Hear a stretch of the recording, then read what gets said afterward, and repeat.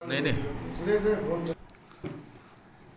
जी sir, आज आप किस विषय को लेकर पत्रकारों से रूबरू हो रहे हैं?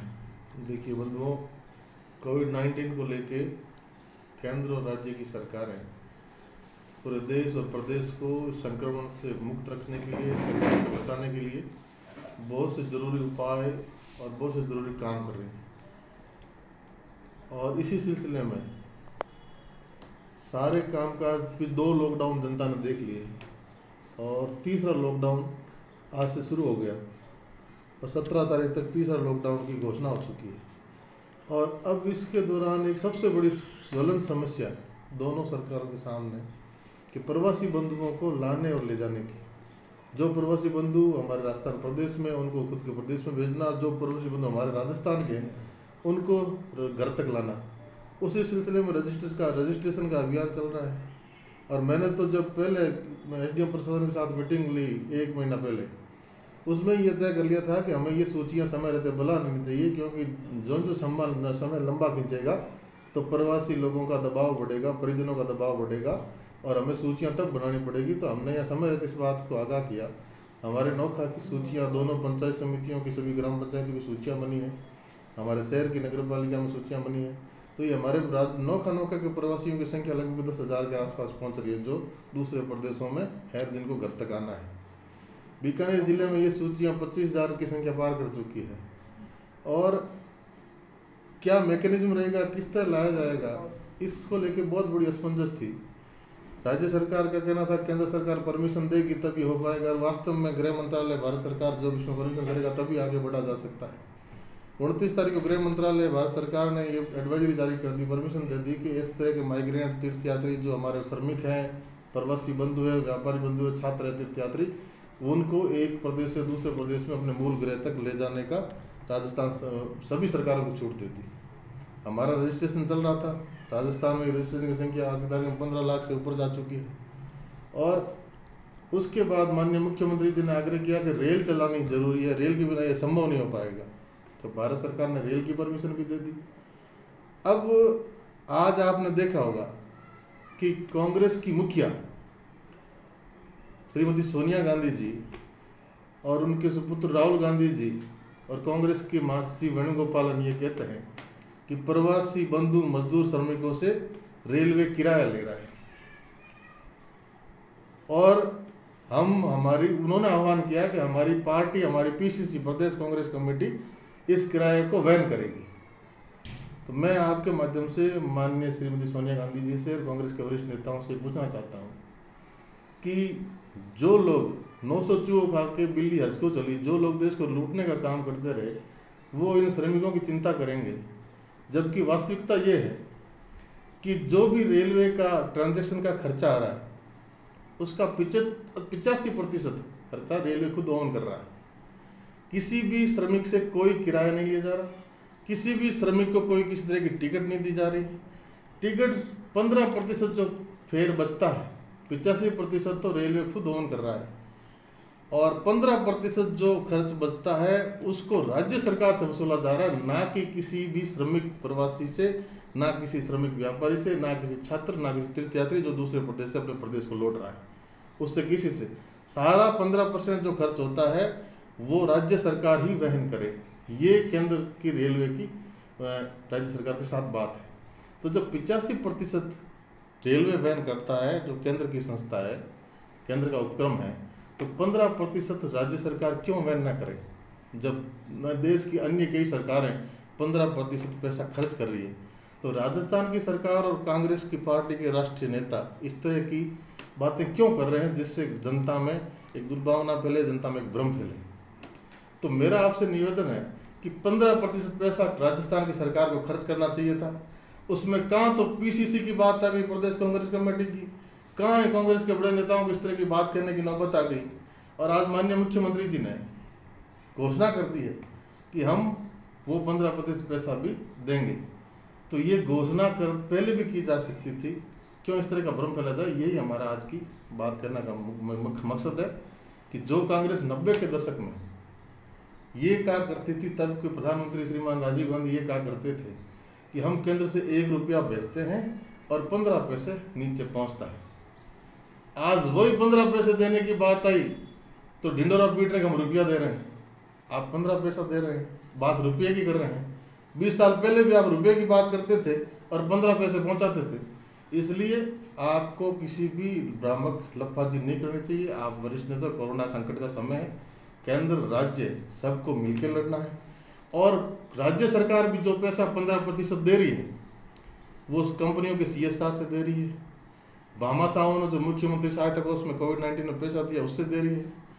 कलेक्टरों के पास जो आपदा प्रबंधन का पैसा है उससे दिया जा रहा है। तो जब जनता का पैसा जनता के लिए ही दिया जा रहा है तो फिर क्यों ढिढोरा पीटा जा रहा है। और जिस तरह की प्रवासी बंधुओं को लाने की रेलवे से व्यवस्था हुई है, रेलों की संख्या बढ़ाई जाएगी, फेरे बढ़ाए जाएंगे, कई जगह ट्रेनें पहुंची है। कल हमारी कलकत्ता ट्रेन पहुंच रही है, कलकत्ता से हमारे प्रवासी बंधु हजारों की संख्या में आएंगे। तो इस तरह जहाँ जहाँ महाराष्ट्र में जैसे मुख्यमंत्री जी ने कहा, और हम खुद देख रहे हैं कि सैकड़ों हजारों प्रवासियों से बात कर रहे हैं और महसूस कर रहे हैं कि महाराष्ट्र में सबसे ज़्यादा दिक्कतें आ रही हैं, आंध्रा में कई दिक्कतें आ रही हैं। तो महाराष्ट्र की सरकार से, तमिलनाडु की सरकार से, आंध्रा की सरकार से माननीय मुख्यमंत्री जी और हमारे राजस्थान की सरकार बहुत उच्च स्तर पे बात करे, महाराष्ट्र की सरकार को कन्विंस करे कि हमारे प्रवासी बंधु, सर्वप्रथम तो जो हमने मुख्यमंत्री जी को आग्रह किया 3 दिन पहले, कलेक्टर महोदय को आग्रह किया है कि जिन प्रवासी राजस्थानियों ने रजिस्ट्रेशन में, जिन नोखा और बीकानेर के निवासियों ने रजिस्ट्रेशन में निजी वाहनों का विकल्प भरा है, उनको तो तुरंत वहाँ के प्रशासन से परमिशन दिलवाई जाए ताकि बहुत से प्रवासी हमारे घर पहुँच सकेंगे। जैसा गुजरात में वहाँ के कलेक्टर्स ने, वहाँ के प्रशासन ने निजी वाहनों से जाने की छूट दी, तो गुजरात का आधे से ज़्यादा प्रवासी बंधु राजस्थान आ चुका है। आपने देखा होगा हमारे तीनों बॉर्डर, डूंगरपुर रतनपुर बॉर्डर पर, मावल और माकमपुरा बॉर्डर पर, सिरोही जालोर में कम से कम पिछले 3 दिनों में 70,000 प्रवासी से ज़्यादा आए हैं। तो ये इस तरह संख्या प्रवासियों की हमारे यहाँ आ रही है। तो दूसरे महाराष्ट्र जैसे प्रदेशों में जहाँ दिक्कतें आ रही है वहाँ भी सरकार कोशिश करे और वहाँ की सरकारों से बात करके, उच्च स्तर पे बात करके निजी वाहनों में विकल्प भरा उनको आने दे। और फिर जैसा कलेक्टर महोदय ने यहाँ आदेश निकाला है और भी कलेक्टरों ने आदेश निकाले हैं राजस्थान में कि भामाशाह और सामाजिक संगठन आवेदन करें। भामाशाह तो पहले दिन से कोविड-19 CM फंड में पैसा दे रहा है। भामाशाह तो पहले दिन से सरकार से आगे बढ़ के जरूरतमंदों के भोजन की व्यवस्था कर रहा है। आमजन, भामाशाह सब ये काम कर रहे हैं, सरकार को कदम कदम पे सपोर्ट कर रहे हैं। तो फिर सरकार को भी, जिला प्रशासन को भी दायित्व बनता है कि आज इन प्रवासियों को लाने का विषय है, बहुत बड़ा पैसा खर्च होगा, तो जनता ने तो अपना सहयोग प्रधानमंत्री कोष में, मुख्यमंत्री कोष में और कलेक्टर कोष में, स्थानीय निकाय कोष में सब जगह दिया है। तो मैंने कलेक्टर को, मुख्यमंत्री जी को लिखा है कि आप आपदा प्रबंधन कोष से, जिनसे ये 15% पैसा रेलवे का दे रहे हैं, CSR से जिनसे 15 पैसा रेलवे को दे रहे हैं, कलेक्टर के अनटाइड फंड से जो 15 पैसा रेलवे को दे रहे हैं, इस पैसे से और सांसद विधायक कोष से और स्थानीय भामाशाह से और DMFT माइनिंग का जो पैसा ट्रस्ट में कलेक्टर के पास पड़ा करोड़ रुपए, वो और कलेक्टर और स्थानीय निकाय के लोगों के पास जो भामाशाह के सेव साई राशि है, इन सब से एक कोष बना के और इन लोगों को, प्रवासियों को, ट्रेन के अलावा भी बहुत से लोग बच जाएंगे जिनको बसों से लाना पड़ेगा, तो इस व्यवस्था का करके एक फंड बनाना चाहिए DTO की अध्यक्षता में, उपखंड अधिकारी की निरीक्षण में, ताकि कितने हमारे प्रवासी आ गए, कितने छूट गए, कहाँ बसें भेजनी है, सिर्फ एक ऑर्डर निकाल के ये तय कर लेना कि भामाशाह और सामाजिक संस्थाएं काम करेगी, तो फिर अपनी जिम्मेदारी से भागने का प्रशासन काम कर रहा है। ऐसा नहीं होना चाहिए। जब जनता और भामाशाह पूरा प्रशासन के साथ मुस्तैदी से लगा हुआ है, कदम से कदम मिला के चल रहा है और सरकार और प्रशासन से एक कदम आगे चल रहा है, फिर सरकार और प्रशासन को भी चाहिए कि जनता की मदद में उनके साथ खड़े रहें। ये मेरा निवेदन है। विधायक साहब, हम आपसे ये भी जानना चाह रहे हैं कि सरकार बहुत अच्छा कार्य कर रही है, लेकिन जो प्रवासी अपने गंतव्य स्थान पर पहुंच रहे हैं उनको क्वारंटाइन में अपने घर पे ही रखा जा रहा है, क्या ये उपयुक्त है, सही है? देखिए, निश्चित रूप से अभी जो हमारे प्रवासी बंधु आ रहे हैं उनमें से तो बहुत सारी संख्या तो वो है जो घर से निकल पड़े थे, आइसोलेशन और क्वारंटाइन कैंपों में ऑलरेडी थे, जिन्होंने 1-1 महीना वहाँ निकाला है, उनकी बराबर हेल्थ चेकअप हुआ है और वहाँ का प्रशासन हमें रिपोर्ट भेज रहा है, हमारे प्रशासन को भेज रहा है कि भाई इनका आइसोलेशन में पूरी तरह मेडिकल चेकअप हुआ है, ये किसी तरह से सिम्टम इनमें नहीं है, सब लोग एसिम्टोमेटिक हैं।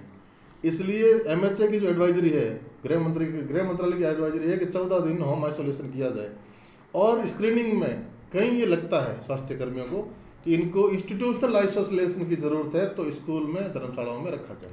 उससे भी बढ़ के कहीं ऐसा सिम्टम नजर आते हैं तो निश्चित तौर पे अस्पताल में भर्ती कराया जाए। ये रेलवे से जो लाने की बात चल रही है, ट्रेन से लोगों को गंतव्य स्थान पर भेजा जाएगा, क्या वहाँ डिस्टर्बेंस रखना वाजिब होगा? रख पाएंगे लोग? निश्चित तौर पे जैसा अभी हम 2-3 दिनों में देख रहे हैं, जितनी ट्रेनें चली है बिल्कुल सोशल डिस्टेंसिंग का पूरा ध्यान रखा गया है और बीच की बर्थ हटा के और सोशल डिस्टेंसिंग से ही यात्री को लाया जा रहा है। एक ट्रेन में 1200 से ज़्यादा की संख्या नहीं आ रही। और बच्चे और बुजुर्ग, वरिष्ठ लोग जो 55, 50, 60, 65 तक की उम्र के लोग हैं, उन लोगों को ने तो रेल यात्रा को ही प्रीफर किया है। आप एग्जाम्पल ले लो, कलकत्ता हमारी 100 बसें गई, कलकत्ता राजधानी में जाना था उनको, लेकिन कंटेनमेंट एरिया होने की वजह से उनको 300 किलोमीटर दूर आसनसोल में रोका गया। तो हमारे प्रवासी बंधु संस्थाओं ने, प्रवासी बंधुओं ने बड़ी मेहनत करके वहाँ के प्रशासन से सहयोग लेके जितना भी मिल पाया, उन्होंने वहाँ 300 किलोमीटर दूर हमारी रोडवेज की बसों तक पहुँचने का प्रयास किया। और मुश्किल से बेमुश्किल इतने प्रयास के बाद भी 49 बसों में 973 लोग रवाना हो पाए, आधी बसें खाली आई। और कल कलकत्ता ट्रेन पहुँच रही है 11 बजे। तो निश्चित तौर पे 1200 प्रवासी बंधु कलकत्ता और पश्चिम बंगाल से राजस्थान आ पाएंगे। सोशल डिस्टेंसिंग का पूरा ध्यान रखा जा रहा है। सर, आखिरी एक सवाल, केंद्र सरकार द्वारा शराब के ठेकों को खोल दिया गया है, क्या सरकार का ये सही कदम है? देखिए, शराब केंद्र का सब्जेक्ट नहीं है, शराब तो राज्य सरकार का सब्जेक्ट है। राज्य सरकार में कई मान्य विधायकों ने मांग की थी। राज्य सरकार ने तो इस पर पाबंदी लगा रखी है सर। देखिए, शराब सब्जेक्ट ही राज्य सरकार का, केंद्र का सब्जेक्ट ही नहीं है। इसलिए जो भी शराब के ठेकों को अनुमति दी है खोलने का, वो राज्य सरकार का निर्णय है। राज्य सरकार के कई मान्य विधायकों ने, राजस्थान विधानसभा के कई मान्य विधायकों ने इसकी मांग भी की थी। राजस्थान सरकार को भी कहीं लगता है कहीं रेवेन्यू जनरेट होने में कमी आ रही है, रेवेन्यू जनरेट करना है, या कहीं लगता हुआ कानून व्यवस्था की स्थिति बिगड़ रही है, लोग अवैध शराब के धंधे में लिप्त हो रहे हैं। इन सब बातों को देखते हुए सरकार ने निर्णय लिया है। हम सरकार के निर्णय में कोई कमी नहीं निकालना चाहते। ये सरकार का अपना स्तर का सोच समझ के लिए